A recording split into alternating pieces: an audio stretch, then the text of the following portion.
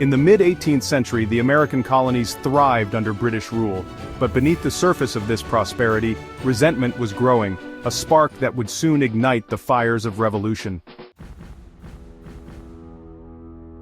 After the costly 7 Years' War, Britain turned to its American colonies to recover its debts.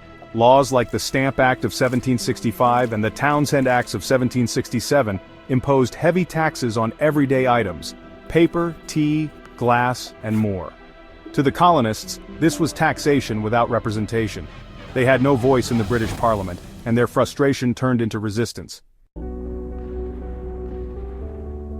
Tensions boiled over in March 1770 during the Boston Massacre.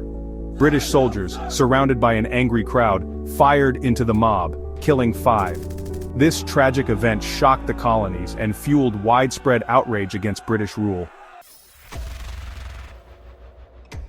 3 years later, another flashpoint, the Boston Tea Party. Furious over Britain's tea monopoly, a group of colonists disguised as Native Americans boarded British ships in Boston Harbor and dumped over 300 chests of tea into the sea. It was a bold act of defiance, but Britain's response was swift and severe.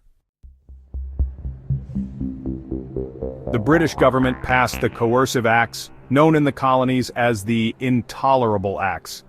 These laws closed Boston Harbor and stripped the colonies of their self-governance. What Britain intended as punishment, the colonists saw as tyranny. In 1774, colonial leaders convened the First Continental Congress to organize a united response. Boycotts of British goods were declared, militias began to form, and a resolve to resist took hold. The colonies were no longer divided by borders but united by a common purpose: to stand against oppression. The stage was set for a conflict that would change the course of history. The American Revolution was about to begin.